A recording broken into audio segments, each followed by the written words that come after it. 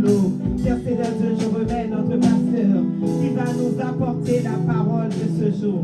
Jésus, c'est vrai qu'il a préparé, c'est vrai qu'il a fait des choses, il a fait des recherches. Mais, cher Seigneur Dieu, je te demande, Père, que nous, cher Seigneur Dieu, qui allons écouter cette parole, cher Seigneur, faisons que nos esprits, nos cœurs soient disposés pour recevoir. Parce que tu as dit, c'est lui qui a des oreilles pour entendre. Entendre la parole, Papa. Non, Dieu, si ce n'est pas notre cœur. Non, Dieu, si ce n'est pas, cher Seigneur Dieu, comme tu as fait avec le Pharaon. Mais, cher Seigneur Dieu, ouvre nos cœurs afin que nous puissions recevoir ta parole. Notre esprit, cher Seigneur Dieu, parce que ta parole est vraie. Ta parole est vraie, est redoutable. Cher Seigneur, faisons que nous recevons cette parole. Nous recevons cette parole. Nous recevons cette parole au nom de Jésus. Que toutes les mauvaises pensées, que toutes les mauvaises herbes qui nous empêchent, Papa, les téléphones, quoi que ce soit, cher Seigneur Dieu, le problème ou une situation qui s'est passée dans la semaine. Cher Seigneur Dieu, fais en sorte que cette disparition, c'est en sorte que pour que ça disparaisse dans nos pensées, que nous puissions à 100% à écouter ta voix. Au nom de Jésus-Christ, qui vive, qui règne au siècle des siècles. Amen. Je vous demande d'acclamer la parole. Je vous demande d'acclamer la parole des Dieu. Acclame la parole des Dieu qui va introduire par notre pasteur au nom de Jésus.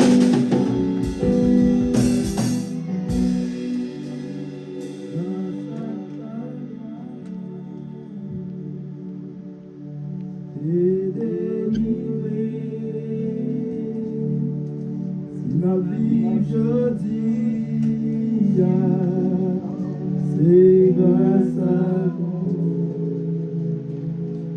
Moi, remercie,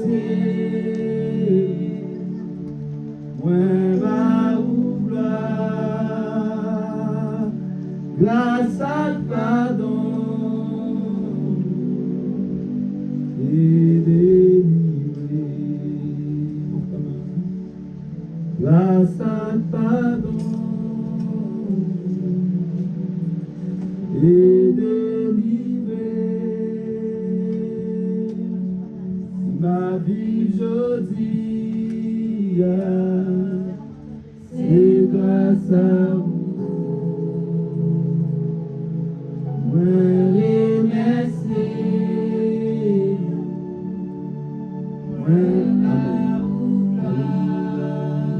grâce à pardon. Grâce à pardon.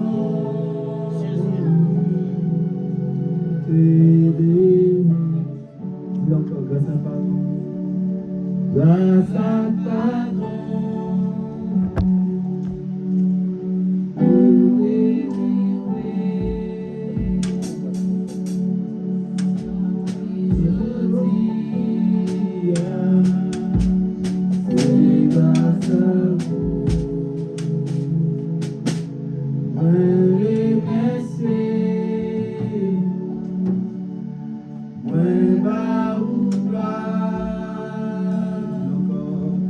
Grâce à pardon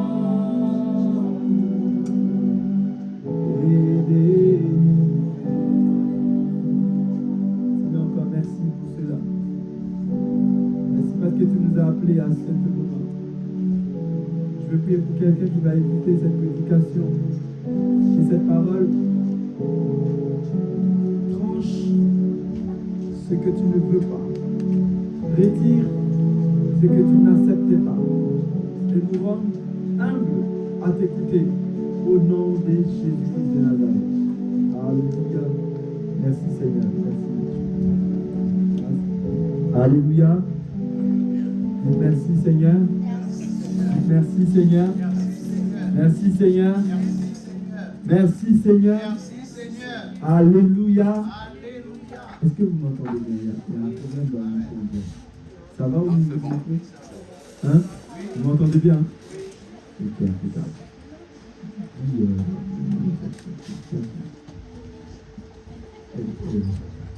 Alors, ce matin, je vous salue tous dans le précieux nom de notre Sauveur et Seigneur Jésus-Christ. Si vous venez nous rejoindre,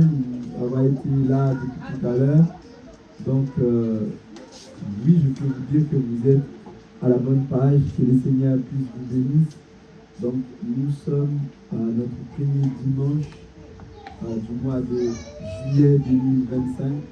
Donc c'est un mois important pour nous qui sommes USA. Alors si vous n'avez pas connu un peu notre communauté, je vous laisse regarder un peu notre page et écouter avec attention cette capsule de prédication. Vous pouvez les partager, commenter et surtout liker pour encourager peut-être cette œuvre. C'est une façon de vous montrer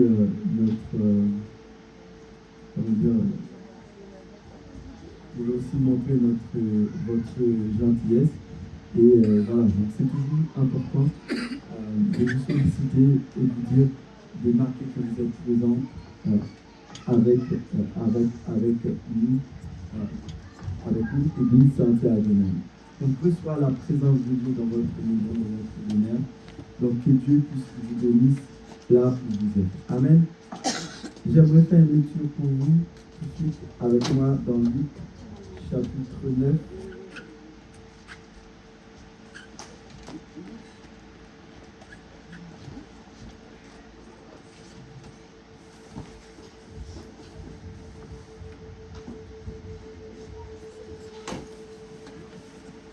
Matthieu, Luc chapitre 9. Luc chapitre 9, verset 56.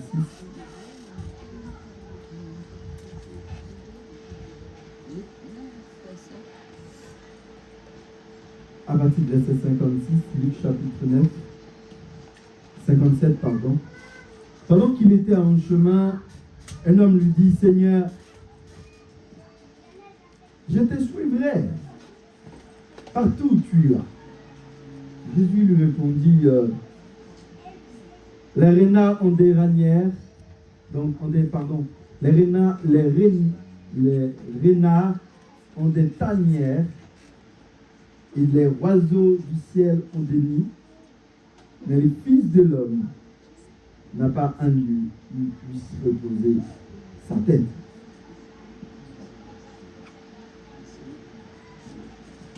Il dit à un autre, suis-moi. Et il répondit, Seigneur, permette-moi d'aller d'abord ensevelir mon Père. Mais Jésus lui dit, laisse les morts ensevelir les morts. Et toi, va annoncer le royaume de Dieu. Un autre, ça veut dire un troisième. Dites, je te suivrai, Seigneur. Mais permette-moi d'aller d'abord prendre congé de ceux de ma maison. Jésus lui répondit, quiconque met la main à la charrue et regarde en arrière n'est pas propre de mon royaume. Amen. Quiconque met la main dans la charrue n'est pas digne de moi. Encore une fois, l'engagement. Ce matin, j'aimerais parler avec vous. Engagez votre potentiel. Engagez votre capacité. Engagez votre personnalité. Alléluia. Je parle de quoi? De l'engagement. L'engagement est l'une des choses que beaucoup d'entre nous ont peur de prendre. Nous vivons dans un monde où c'est passé mode de s'engager. Les jeunes ont peur de s'engager. Les patrons ont peur de s'engager. Les chrétiens ont peur de s'engager. L'engagement devient les boîtes noires des chrétiens. L'une des choses qu'on cherche tous à fuir.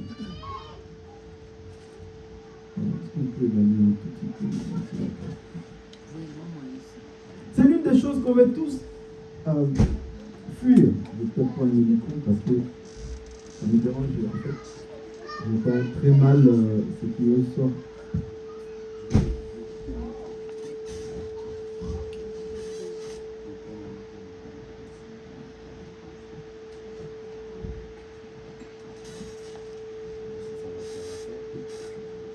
1, 2. Là, je pense que c'est mieux. Je me ressens mieux là. Tout à fait, parce que si on s'engage, cela revient à dire que on a une ficelle dans les pieds. Les gens regardent l'engagement comme une sorte de, comment dire, je deviens maintenant son esclave. Si je m'engage, je deviens ci, je deviens ça. Alors, tellement que l'engagement prend de l'ampleur dans notre monde, maintenant même à l'église, l'engagement devient difficile. Premier service télécom qui était venu avec cette histoire sans engagement, c'est Free. Lorsque Free commence par donner des offres sans engagement, les gens trouvent un des parallèles parce qu'avec SFR, Bouygues Télécom, il faut s'engager 24 mois. Et la personne, au bout de 10 mois, elle n'en peut plus de son engagement. Il en veut de partie. Et pour partie, il a des rançons à payer, des montagnes de l'argent à donner avant de partir. Parce que s'il veut partir, il doit boucler s'il a fait déjà 10 mois, ben les 14 mois qui restent, sur 24 mois, ça devient important. Ils ne peuvent pas les payer. En plus, quand Free est venu, il a tellement cassé le marché. Non seulement il a retiré l'histoire des sans engagement, mais il a aussi cassé les prix. Donc là où tu pouvais avoir un abonnement à 30 € avec SFR et Bouygues même, je ne sais pas, avec téléphone compris, tu avais en plus le téléphone, plus l'engagement, tu étais carrément à 50 €. Mais quand Free est arrivé, il mettait 19 €. Les gens disent, ah ben là, sans engagement, je peux partir quand je veux, je pars avec mon numéro sans rien à retenir. On trouve un ficelle pour partir, donc ça devient tellement facile. On prend habitude. Et après, d'autres marchés a compris le système. Le fait que les gens ne soient pas engagés, ça ne veut pas dire qu'ils ne sont pas engagés. Mais tant qu'ils payent chaque mois, ça veut dire qu'ils sont là. Il y a des personnes, je viens aujourd'hui, compte-moi seulement pour aujourd'hui. Je viens demain, compte-moi seulement pour demain. Ça sert à rien de me compter après, parce qu'après, je ne suis pas là. Compte-moi seulement le jour où je suis là. Je ne m'y engage pas. Je ne me mets pas ma main. Si je ne mets pas ma main, ça veut dire que je dois prendre je dois prendre ça, je dois prendre des décisions. Si je dois faire ça, puisque je vais t'engager, alors c'est comme ça. L'engagement devient problématique. Pour un chrétien s'engage maintenant, il faut qu'il ressent vraiment quelque chose qui bouillonne en lui. Il faut qu'il y ait un percé spirituel pour qu'il prenne une décision et dire oui, je veux prendre tel engagement. Le jeune cesse de se marier parce que pour eux, l'engagement, ça ne sert à rien. Il cesse d'avancer parce qu'il ne s'engage pas. Alors donc, on se justifie quelque chose pour dire pourquoi on ne veut pas s'engager. On ne veut pas s'engager parce qu'après, je vais être facile à me débarrasser.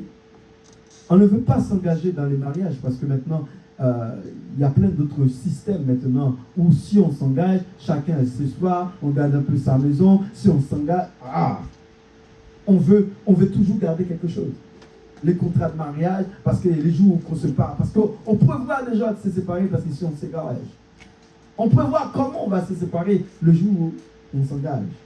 On n'est même pas encore engagé, mais on prévoit déjà de désengager. Voilà le monde dans lequel on vit. On a toute une pleine d'esquisses pour parler de l'engagement. Affrontons la question et disons, que peut-on affirmer de l'engagement? L'engagement, c'est qu'il est sûr, c'est un acte de se lier par une promesse deux personnes. Acte de se lier par une promesse deux personnes. Deux personnes qui prennent une décision minimum pour se dire on va faire quelque chose en commun. Ou qui prennent une décision avec son entreprise pour dire je m'y engage dans l'entreprise. Je m'y engage dans la conduite. Je m'y engage dans ceci. Je m'y engage dans cela. Que peut-on confirmer? Que peut-on affirmer? L'engagement qui est nécessaire. C'est une sémence qui liée dans le temps et les circonstances. C'est un serment. Lorsque vous vous êtes engagé, vous faire les serments, vous prenez l'autorité sur vous-même et dites, je veux faire comme ça. Et même pour les sports, il faut être capable de s'engager. Tout ce que vous entreprenez, il vous invite exactement de vous engager. Dès que vous refusez l'engagement, vous cessez d'avancer. Et je l'ai dit, et je vais le redire, tant que vous refusez de vous engager, vous ne pourrez pas avancer. Vous stagnez des fois et vous ne le voyez pas. Que peut-on affirmer? L'engagement, en effet, il détermine notre potentiel, ou un vice-versa, le potentiel, ce que nous avons, notre capacité détermine notre engagement. Car si vous n'avez pas de capacité, si vous êtes des enfants, vous ne pouvez pas prendre des engagements. Il y a des personnes qui vivent encore à l'époque où ils étaient encore un enfant. Et ils pensent que pour eux, le fait de ne pas s'engager, c'est pour eux, c'est une façon de rester dans, de ne pas, de faire au moins ce que je veux. La vie veut que je fasse un peu ce que je veux, que je prenne mon temps quand je veux. Voilà, je fais ce que je veux, ne m'embête pas. En effet, l'engagement, elle détermine notre potentiel, ou notre potentiel peut aussi déterminer notre engagement. Dans quel sens il peut être déterminé notre potentiel, dans quel sens il peut déterminer notre engagement? Mais la question aussi qu'il faut se poser, c'est que comment l'engagement peut répondre à votre potentiel? Comment, en étant s'engager, vous irez droit à votre destination? Comment, en étant s'engager, vous pouvez atteindre votre objectif? Comment, en étant s'engager, vous pouvez répondre à l'appel de Dieu? Je l'ai dit souvent et je l'avais dit tout à l'heure. Des fois, vous voyez ce que les autres font et vous voulez le faire. Alors, lorsque l'Éternel t'a mis à part, il t'a mis un ADN, il t'a mis une identité directe, il t'a mis quelque chose à part pour que tu puisses être quelqu'un de différent dans l'église. Mais toi, ce que tu veux être comme les autres. Ce matin, quel est ou comment ton engagement peut répondre aux besoins dans l'église? Et ça, je trouve qu'il est important. Comment plutôt ton engagement peut répondre aux besoins de l'église? Si on parle de l'engagement, c'est qu'il y en a faible d'engagement. C'est que l'église a un problème d'engagement. C'est que l'église a peur. C'est que l'église a une faiblesse. C'est que l'église a quelque chose où ça bloque. Et tant que ça bloque, l'Éternel enverra de la pluie, de la résaison, pour vous dire, il est temps de vous lever, il est temps de vous évoluer, il est temps de grandir. Alors comment?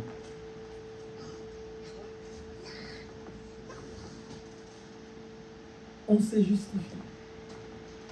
Et on dit d'abord, dans le texte que nous lisons dans Luc chapitre 9, c'était le verset combien? 57, le verset avec vous, le verset 62. Nous parle de 3 types de personnes. 3 types de personnes et qui aimeraient faire des promesses d'engagement. Et ça, j'adore ces types de personnes parce que ce sont des personnes que nous trouvons, que nous voyons de tous les jours. Ah, pasteur, j'aimerais faire ça, mais tu sais. Ah, j'aurais pu entreprendre ça, mais tu sais. C'est comme ceux parfois qui regardent un match de football et ils regardent un joueur qui fait un faux pas. Il dit, qu'est-ce qu'il ne pouvait pas faire là? Et tu regardes, dis, moi ça c'est facile ça. Qu'est-ce qu'il ne pouvait pas faire? Et tu le regardes, il tire le balle et ça rentre pas dans le camp et tu dis, ah, quel nul. Et tu ne sais pas quelle faille qu'il a eu. Mais tu ne sais pas quelle pression qu'il a eu. Donc il est sur le terrain. Alors que toi, tu es derrière ta télé, tu ne vois que ce qu'il fait. Et tu te permets de le critiquer parce qu'il a raté un ballon. Tu te permets de le critiquer parce qu'il a fait un faux pas. Vous regardez et vous critiquez. Vous avez des types de personnes qui sont comme ça, qui regardent et qui apportent tout le temps des jugements. D'où de ces faits,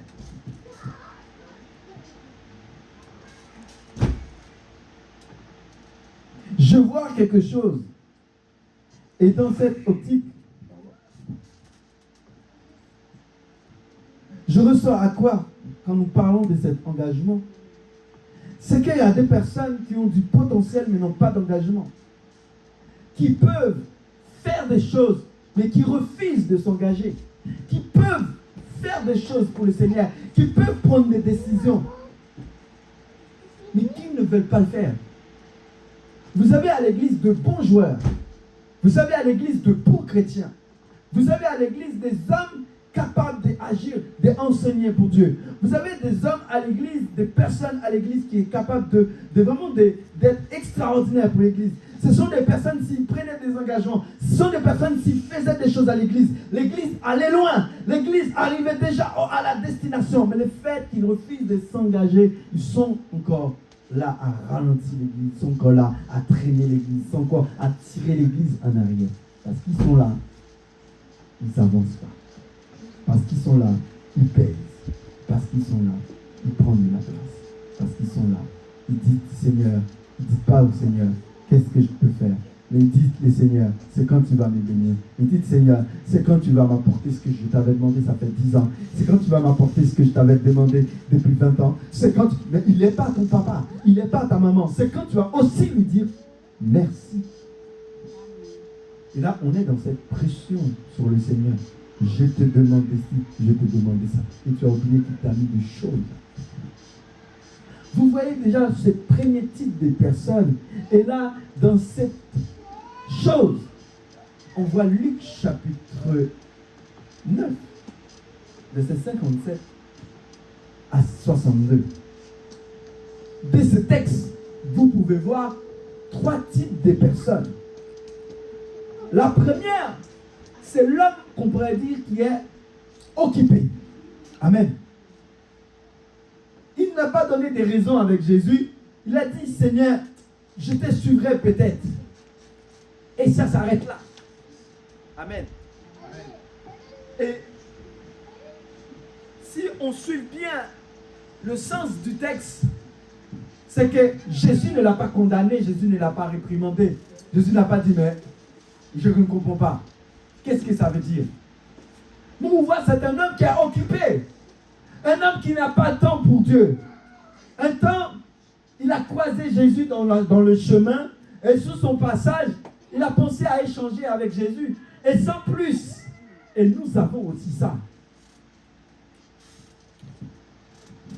Certaines personnes, ils viennent à l'église parce qu'ils avaient quelqu'un qui les avait invités. Quelqu'un les a dit, venez ici ce matin. Quelqu'un les a dit, ce matin, je veux que tu sois là. Mais en gros, c'est pendant qu'ils soient là, il dit, mais pendant qu'un tel parle, pendant que je vois un tel faire quelque chose, j'aimerais faire, mais, point d'interrogation.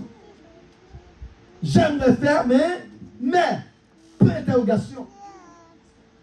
Il n'a pas le temps. Il est très occupé. Son travail ne lui laisse pas le temps. Sa famille ne lui laisse pas le temps. Ce qu'il possède ne lui laisse pas le temps. Sa voiture ne lui laisse pas le temps. Il ne peut pas s'engager. Il ne peut pas prendre des décisions. Il ne peut pas avancer dans la gloire. Il ne peut pas avancer dans la dimension de le Seigneur. Parce que le seul jour qu'il vient, c'est une invitation qu'il a repoussé des choses, et pour venir. Et lui demander un autre dimanche, lui demander de s'engager, c'est un peu trop. J'aimerais parler à un cœur ce matin. Au vu de cet engagement, le Seigneur a enseigné, veut nous faire comprendre que ce matin, le deuxième type de personne, c'est celui qui a occupé la première, d'accord? Mais le deuxième, c'est celui qui est matérialiste. Le deuxième homme dit à Jésus, Seigneur, les premiers lui avaient dit, je te suivrai partout où tu iras. Et rien n'est dit. Il n'a pas dit, Jésus, je te suivrai partout, mais on n'a pas l'impression qu'il y a un engagement derrière. Et Jésus lui a dit, c'est comme si cet homme a dit à Jésus, je te suivrai partout, mais Jésus a tout de suite compris l'essence. Et Jésus lui a dit, en gros ça veut dire il est trop occupé, il a trop de choses à faire. Jésus dit, moi je n'ai pas le temps pour me reposer. Je n'ai pas le temps pour m'asseoir. Je n'ai pas le temps. Ça veut dire cet homme, comme il n'a pas le temps pour prendre des congés pour Jésus, pour prendre un repos pour Jésus, pour prendre du temps pour prier, pour prendre du temps pour chercher la présence de Dieu, il dit avec les seigneurs, écoutez, je te suivrai peut-être. Je ne sais pas si ça va le faire mieux. 1, 2. 1, 2, 1, 2. Alors, je te suivrai peut-être. Et ça s'arrête là.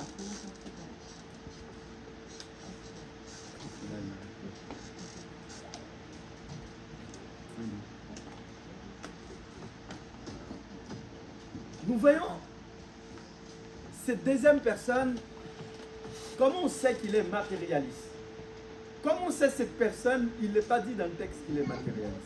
Mais voyez-vous, quand nous les lisons, la parole de Dieu nous dit, il dit, c'est Jésus qui lui a dit, suis-moi. Et l'homme lui dit avec Jésus, laisse-moi d'abord aller ensevelir mon père. Mais attendez. Mais bien aimé, prenez un petit temps, réfléchissez sur la question. Là où l'homme est, son père n'est pas mort. Ou peut-être son père est malade. Il dit à Jésus-Christ quelque chose que lui-même, il ne sait même pas quand son papa sera mort. Peut-être aussi le père est en mesure ou est dans le voie de mourir. On peut dire, laisse-moi aller ensevelir mon père parce que je sais que comme mon père il est âgé, comme mes parents ils sont âgés, je préfère aller m'en occuper jusqu'à leur mort et maintenant je viens te suivre. Parce qu'il y a pas mal d'enfants qui sont comme ça et ils veulent être proches de leurs parents parce qu'ils savent que si les parents, il y a quelque chose à dire avant de partir, il faut que je puisse l'entendre pour savoir quel héritage que j'aurai. Amen. En fait, cet homme, son intelligence, ce n'était pas vraiment son papa. Ce n'était pas vraiment ses parents. Mais c'était qu'est-ce qu'il allait gagner après la mort de ses parents. Il y a des enfants qui sont comme ça. Mais quand on comprend bien l'histoire, pour vous dire, laisse-moi aller ensevelir mon père. Pour chacun d'entre vous comprendre, mais ça veut dire que ses papas est souffrant, il est plutôt gentil. Non! Ce qu'il demande à Jésus-Christ, c'est de savoir qu'est-ce qu'il aura demain. En parlant de son héritage, parce que on est d'accord, mon père, il y a des choses peut-être qu'il ne m'a pas dit, mais les choux qui partira, il y a des choses qu'il ne peut pas garder pour lui. Donc si je suis à côté, c'est celui qui est à côté qui sera confidentiel. C'est celui qui est à côté qui sera enseigné. C'est celui qui est à côté qui aura les choses. Mais si lui il n'était pas là, on va lui dire. Et c'est pas sûr ce qu'on va lui dire sera vrai. Amen. Amen. Amen. Il n'y a personne. Alors, l'homme n'était pas un homme qui était là pour ensevelir son père, mais savoir son héritage. Et le mot héritage est beaucoup plus pragmatique dans ce sens. Alors que Jésus lui a dit, écoutez, laisse les morts ensevelir les morts. En gros, Jésus lui a dit, si tu n'étais pas là, avant qu'il soit mort, si tu n'étais pas là, à ce chevet avant, parce que là, tu n'es pas avec lui. Pourquoi tu veux être là pendant qu'il sera mort? Laisse-le frère. Laisse les morts ensevelis. Jésus ne lui a pas dit qu'il n'a pas le droit d'y retenir, mais Jésus lui dit, l'esquisse n'est pas valable. Il y a des esquisses qu'on donne, d'accord, mais elle n'est pas valable. elle n'est pas valable. Il n'est pas recevable. Matérialiste. Et la troisième, en ce sens, dire à Jésus, je vais congé personnel.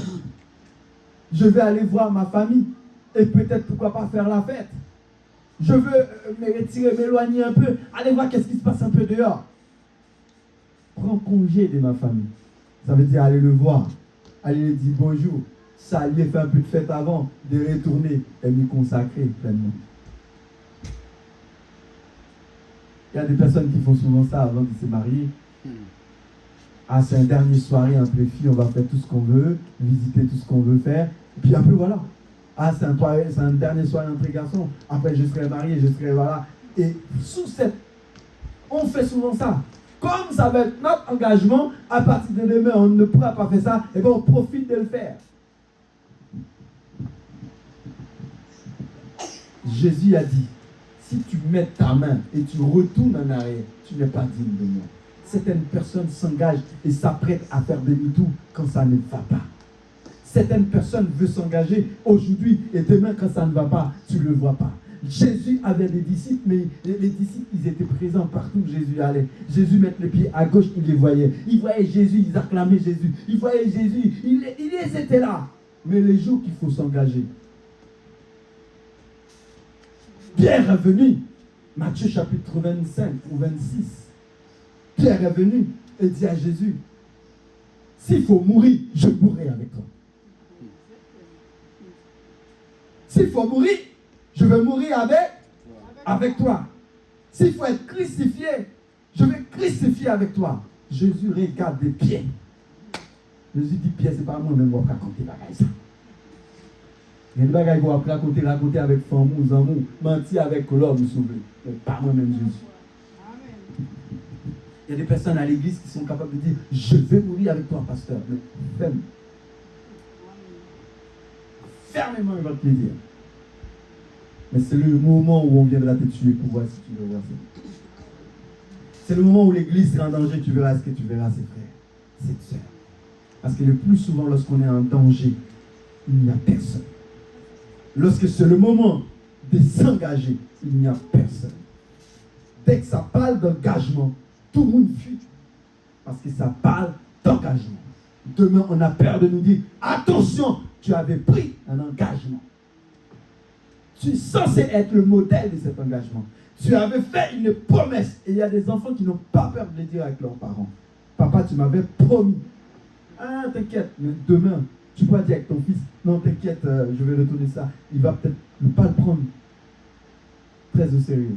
Mais un jour, il va te regarder. Il va dire que tu es un papa menteur.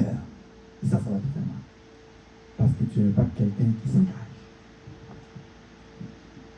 Donc, l'engagement ici, nous voyons ces trois messieurs.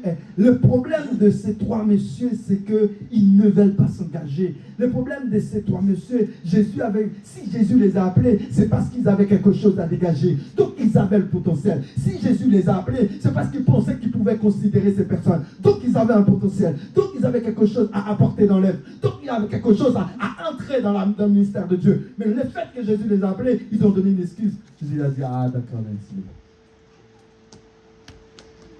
Ils n'étaient pas des personnes boiteuses. Ils n'étaient pas des personnes handicapées. Ce sont des personnes qui n'avaient pas de temps. Ce sont des personnes qui ne voulaient pas s'engager. Ce sont des personnes que les circonstances dans lesquelles Jésus les a appelées ne les intéressent pas. Or, on invite ceux-là à entrer dans le ministère. Et ça me fait penser avec cette prédication que j'ai apportée jeudi, en disant avec cet homme qui invite il a invité des personnes dans un festin. Et la Bible nous dit pendant qu'il a invité des personnes, il en a fait des grandes invitations. Et cette invitation, il a donné avec des personnes de son rang. S'il est médecin, il a invité des médecins. S'il était avocat, il a invité des personnes du barreau. Et quoi qu'il était, il a invité ses collègues. Et chacune de ses collègues, au lieu de venir, ils avaient une excuse, béton.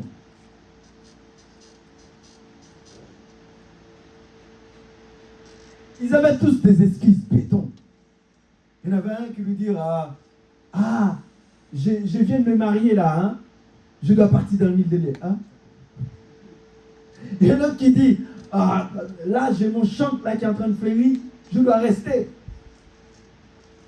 Et un autre qui dit, là moi j'ai des enfants. Il faut que j'en prenne soin. Ah non, après le travail, je suis trop fatigué pour venir. Compte pas sur moi. Ah non, pas pour aujourd'hui. Peut-être reporte ça à la semaine prochaine. Et j'aurai le temps de te dire. Il y a des personnes, ils n'ont même pas honte de reporter cela à demain. Ok, comme s'ils savaient que demain c'était à eux. Ils avaient inscrit ça dans un agenda, il vivra demain. Oh, c'est moi qui ai l'autorité. Demain je serai là.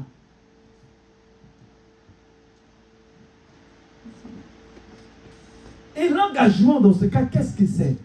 Quand vous parlez de l'engagement, je vous explique que c'est bien un acte. Mais l'engagement, ça ne se passe pas comme ça. Ça ne se fait pas n'importe comment. Des bons engagements pour mieux réussir. Pour s'engager, il est toujours important d'être conscient de ce que vous faites. Ça demande de la patience. Quelqu'un qui s'engage sans savoir dans quoi, vous risquez de vous faire avoir. Et si vous voyez, vous allez vous engager dans quelque chose et vous voyez qu'il y a des questions qui est troublantes, à laquelle on ne vous apporte pas des réponses, il est même plus préférable de ne pas vous engager. C'est un signe. Lorsque tout est clair, il n'y a pas de difficulté. Mais sauf quand il s'agit de l'église, c'est différent. Les gens sont prêts à faire confiance avec un taxi et même monter dedans. Parce que là-haut, c'est écrit taxi. On monte, on voit la personne qui écrit, la personne qui conduit, on ne l'a jamais vu conduire un jour. Mais on décide de le faire confiance pour aller à notre destination. On s'engage dans cette voiture. On monte. Les pilotes, vous ne les voyez même pas. Vous montez. Plein d'autres choses que vous faites. Entrez dans votre travail. Vous vous engagez dans votre travail. Alors que les supérieurs hiérarchiques, vous ne les connaissez même pas. Il y a des emplois dans lesquels vous vous êtes engagé. Vous pouvez rêver toute votre vie. Vous ne verrez jamais la personne qui vous paye. Mais pourtant, vous décidez de faire confiance et vous donnez tout votre temps. Et quitte à mettre votre situation, même votre vie en danger pour y être au travail. Et quand il s'agit de l'église, vous ne viendrez pas, vous ne vous engagerez pas. Parce que vous savez que Dieu, il est amour, Dieu, il est beau, Dieu, il est ci, Dieu, il est ça, il me pardonnera, il m'écoutera, c'est dans mon coin, ça se passe. C'est pas les travails, c'est pas les pasteurs, c'est pas les ci, c'est pas... Ça, c'est mon problème. C'est pas pour moi l'engagement. Je reviens et je le dis encore. Des bons engagements pour mieux réussir. Il est important de connaître ce que vous faites. Vous ne pouvez pas rentrer et vous engager n'importe comment. Et Jésus, dans son condition à lui, c'est vrai, quand tu vas t'engager devant les hommes, il faut connaître, être conscient de ce que tu vas faire. Mais pour Jésus, si tu veux t'engager à lui, tu dois être capable de renoncer. Tu ne peux pas entrer dans le travail de Dieu sans être renoncé. Ça n'existe pas, l'engagement avec Dieu tel que vous êtes. Tu ne peux pas décider de venir comme tu es. Justement, si tu décides de venir à l'église, c'est parce qu'il y a quelque chose qu'il faut changer. En venant, en t'approchant et tu ne te renonces pas, c'est aller de manière vaine. Renoncer aux vaines choses. Renoncer avec ce qui peut enfreiner ton engagement. Renoncer. Et puis, la Bible nous dit, après avoir renoncé, il est important. Oui, bien sûr. On n'a pas pris du temps sur ces fameuses, qu'on dit renoncement, on n'en a pas parlé beaucoup, mais on revient dessus. Mais aussi, regardez aussi, une fois renoncé, il est aussi important que vous soyez des personnes qui soient capables d'être prêts à payer le prix. À la suite du texte, il n'est pas digne de moi.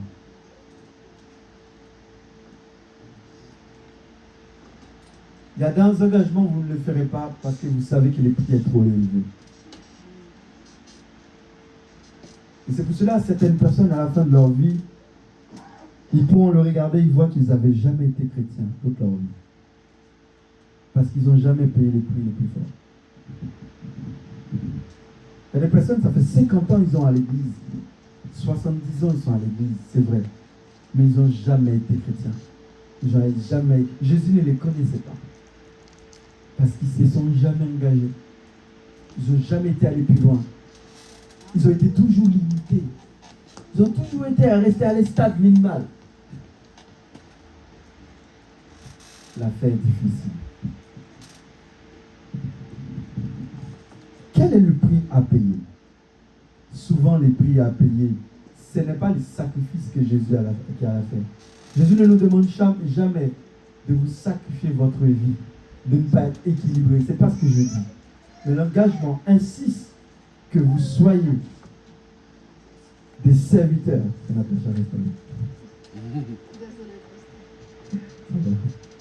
Alors, que vous soyez des serviteurs, des servants qui suivent le chemin avec sévérité, avec équilibre. Ça veut dire que lorsque vous vous engagez dans le Seigneur, lorsque vous vous engagez avec Christ, les prix à payer, souvent c'est votre temps. Amen. C'est votre temps. C'est aller voir les autres. Matthieu chapitre 28. Allez faire de toutes les nations des disciples, baptisant-les au nom du Père. Voilà un peu l'engagement qu'il faut prendre. Chose qu'il faut aller faire. Les prix à payer, c'est surtout supporter l'insulte. Supporter que les autres ne vous aiment pas parce que vous êtes enfant de Dieu. Parce que vous portez le nom de Christ sur vous. Acceptez que vous portez le nom de Jésus sur vous. Les autres ne vous aiment pas, mais pour vous faire accepter, des fois vous refusez de dire que vous êtes chrétien. Pour vous faire accepter, vous refusez de dire que... Vous refusez même d'invoquer le nom de Jésus.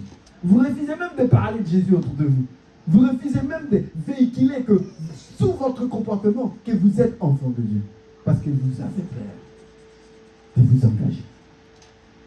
Voilà les prix.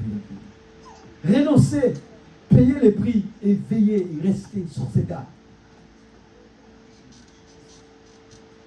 Une des personnes qui était sur ces gardes, mais malheureusement qui n'a pas su aller jusqu'au bout, c'est Pierre. La Bible nous dit, lorsque Jésus a été arrêté, Pierre a suivi Jésus. Il a suivi Jésus, Matthieu chapitre 26, 35. Et Pierre a dit à Jésus, dans ce chapitre-là, s'il faut mourir, je vais mourir avec toi. Je vous l'ai dit tout à l'heure, Jésus a dit, ok, d'accord, mais tu vas me régner. Mais Pierre voulait garder parole. Pierre dit, moi je dis, ce que je dis, je ne veux pas le dire. Mais l'Éternel connaît ton cœur beaucoup plus que toi-même. Pierre pensait pouvoir se connaître mieux que Jésus. Et ils avancent. Et quand ils avancent, Pierre se dégonfle. Et quelqu'un lui a dit, mais toi, tu étais avec lui. Puis il a dit, tu n'as jamais vu, hein? Tu ne le connais pas, toi. Il ne faut pas dire ce qu'on ne t'a pas dire de dire. Je n'ai jamais été avec lui. Pendant 3 fois, Pierre répète la même nouvelle, même histoire, même conjugaison, même chose. Combien d'entre vous qui est un peu comme Pierre ce matin?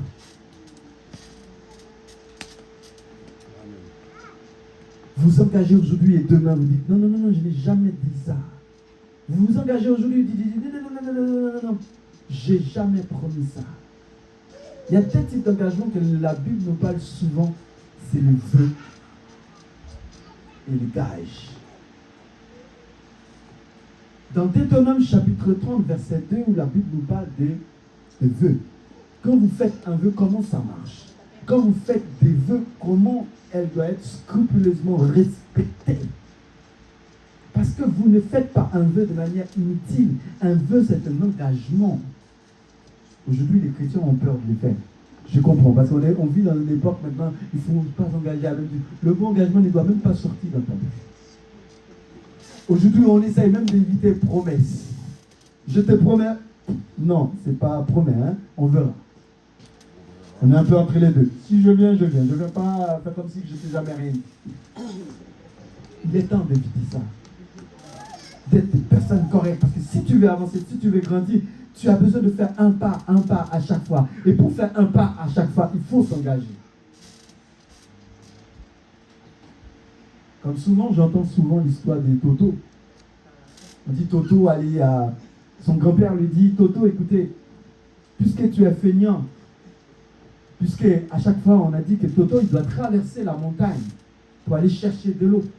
Donc rien de monter la montagne, c'est difficile. Maintenant, pour reprendre la montagne, parce qu'il doit prendre de l'eau après avoir descendu la montagne, traverser la montagne, il le monte, il doit descendre pour aller chercher de l'eau. Après, en prenant l'eau, il doit traverser encore, monter la montagne, redescendre pour aller chez lui, et ça lui fait du mal.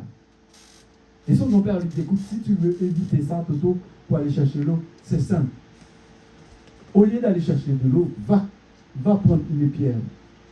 Va prendre la montagne au fur et à mesure. Engage-toi. Prends chaque pierre de la montagne, ramène-le quelque part. Fais quelque chose avec. Et à chaque fois, il est parti sur la montagne. C'est des histoires que j'écoute toujours. Il fait quoi? Il va prendre des pierres. À chaque fois, il prend des pierres. Il pense pouvoir déplacer la montagne.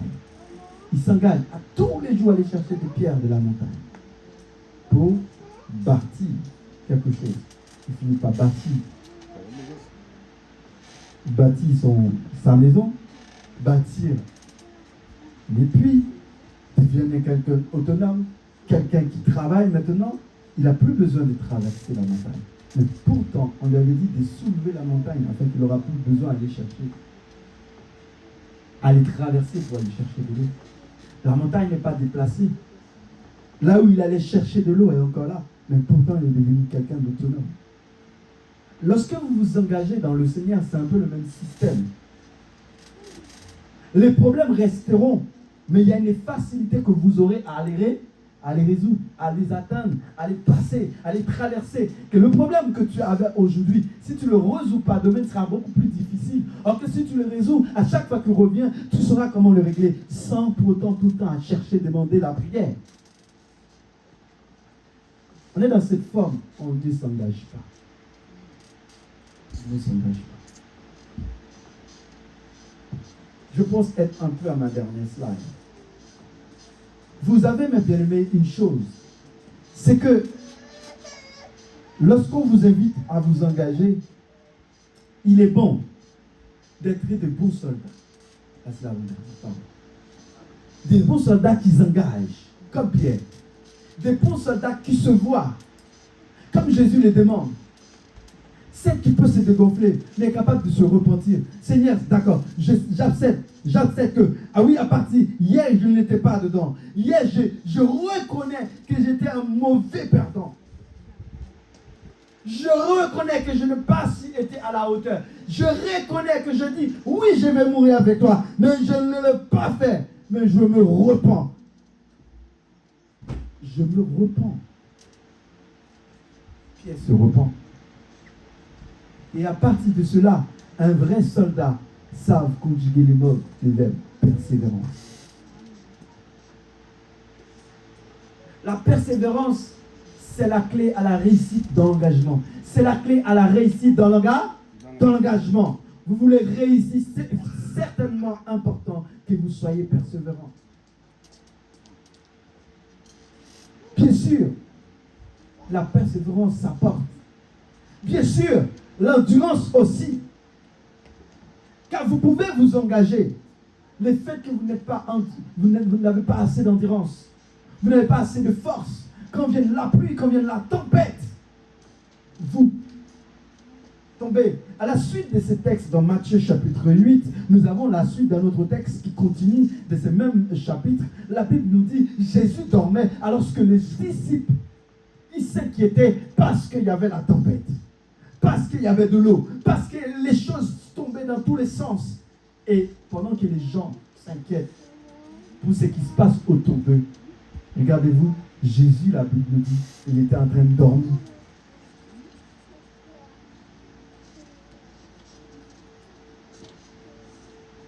Tant que c'est ce qui se passe autour, la Bible nous dit Jésus dort. Mais tant que c'est vous que ça concerne, la Bible nous dit Jésus se relève.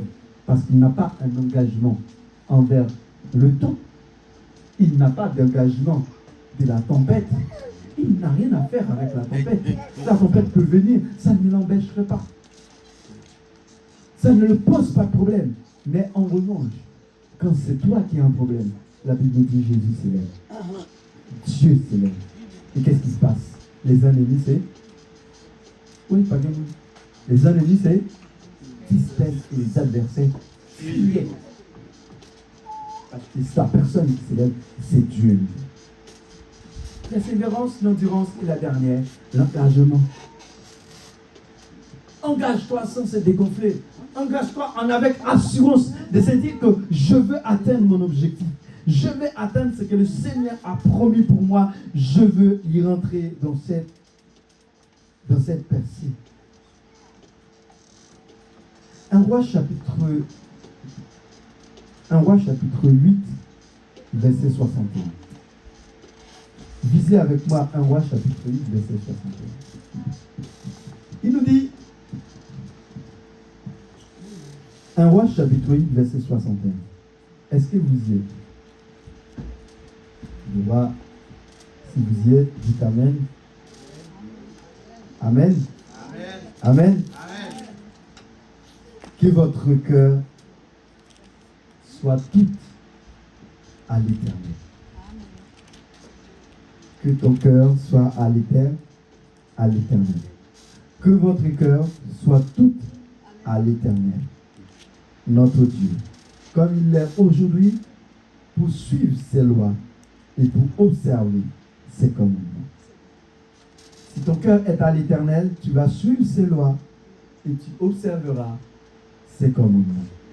J'aimerais dire avec quelqu'un, pour que ton potentiel réponde à ton engagement, ou plutôt que ton engagement réponde à ton potentiel, il est décisif et même très important que ton cœur soit à l'Éternel. Les engagements viennent du cœur. Il ne pourra pas être de fait, ne pourrait pas être de tuile, ne pourrait pas être aboli, alléluia, ne pourrait pas le tissu bougier, ne pourrait pas être transformé, puisqu'il est à l'Éternel. Ce matin, j'aimerais t'inviter dans cet cadre de figure que ton cœur soit à l'Éternel pour répondre à cet engagement. Ce matin, l'Église a besoin du monde.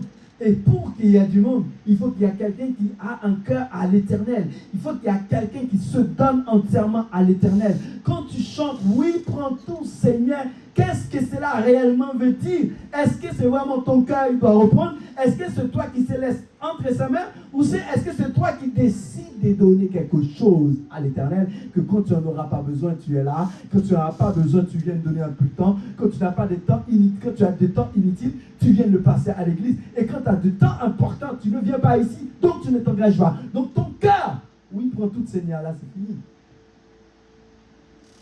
Entre tes mains, j'abandonne. Tout avec bonheur.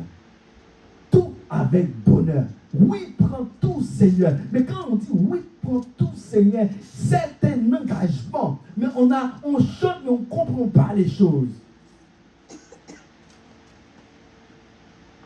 Quand tu dis oui, prends tout, allez, Seigneur, ça veut dire, il y a combien de pourcentage que tu donnes? Le plus souvent, on dit oui, prends tout à l'Éternel, mais le pourcentage est faible.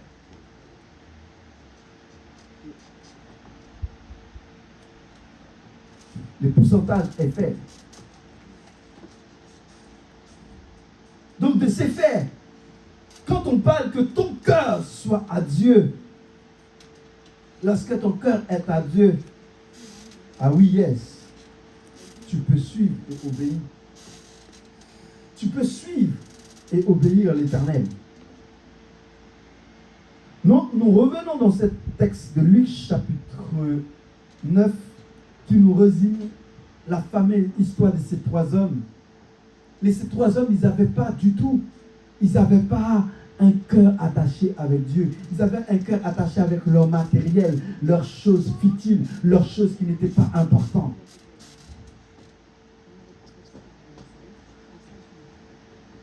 Ils pensaient vouloir obéir, mais ils ne pouvaient pas parce qu'ils étaient attachés. Leur cœur n'était pas dedans. Lorsque ton cœur est là, tu obéis sans comprendre. Lorsque ton cœur est là, tu suis sans comprendre. Je sais, parfois mes gamins, Joyce, des fois ils courent. Mais ils ne cherchent même pas. Ils te voient courir, ils courent aussi. Pourquoi ils courent aussi? Parce qu'ils te voient courir. Il est content parce qu'il veut courir avec toi. Quand le cœur est, l'obéissance va avec.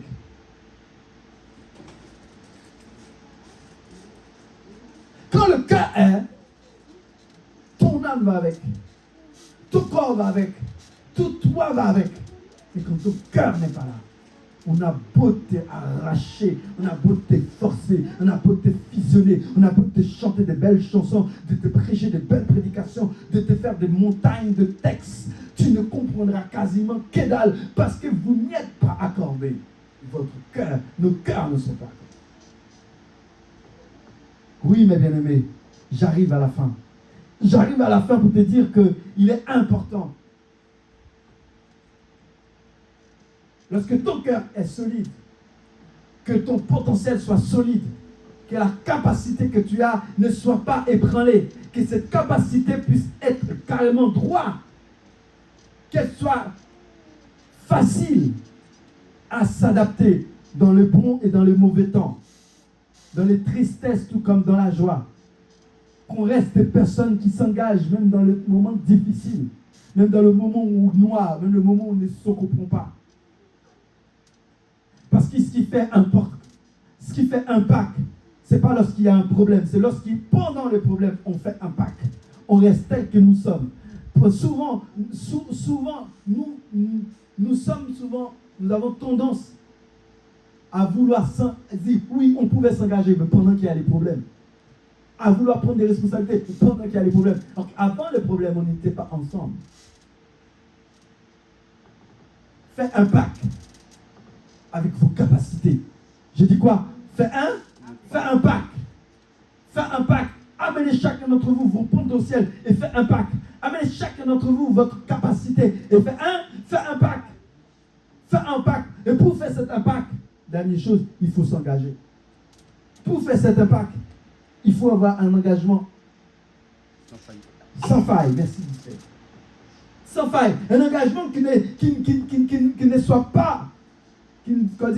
pas corrompu, qui n'est pas dans un sens où il frôle, mais un engagement sans faille.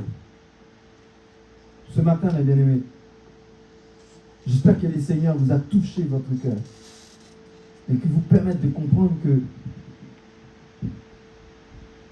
c'est à quoi nous devrions faire attention, c'est à quoi nous devrions penser ce matin. C'est que le Seigneur,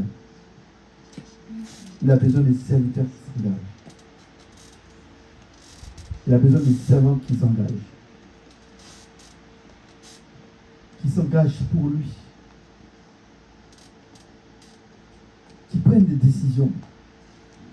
Qui disent même si les autres ne veulent pas y aller, moi pour ce que l'Éternel a fait pour moi, je vais le suivre comme ça. Oh Seigneur, merci. Oh Seigneur, je vais te remercier pour ce moment précieux. Je vais te remercier parce que tu l'as fait encore une fois. Je vais te remercier parce que tout ce que tu fais est bon. Ah Jésus. Combien d'entre nous qui prennent des engagements et qui oublient? Combien d'entre nous qui prennent des engagements et qui mettent ça sous nos pieds après quelques jours? Combien d'entre nous on dit et on ne fait pas? Ce matin, C'est pour que je sois parmi ceux-là. Je te demande pardon, Jésus. S'il y a quelqu'un qui est au milieu de nous qui pense aussi à cela, je te demande de pardonner et de donner encore le moyen pour qu'il reprenne vie, qu'il puisse reprendre les engagements, qu'il puisse faire encore pour toi, qu'il puisse parler encore pour toi, qu'il puisse agir encore pour toi, qu'il puisse agir dans ta grâce, dans ton amour, qu'il puisse prendre des décisions que tu as. Ce matin, Salomon a pu, nous a enseigné, à travers ce passage que Salomon nous a laissé, nous avons tous compris. Lorsque notre cœur est ensemble, lorsque notre cœur est avec toi, tout ce que nous possédons sur nous, tout ce que nous avons sur nous serons, je serai dans l'engagement. Je serai parmi ceux qui prennent les grandes décisions. Parce que Dieu est là. Parce que Dieu est capable. Parce que Dieu est le Sauveur. Au nom de Jésus. Amen. Que Dieu vous bénisse. Amen. Amen. Alléluia. Merci. Puisque le temps nous permet, on va essayer de passer directement par la scène.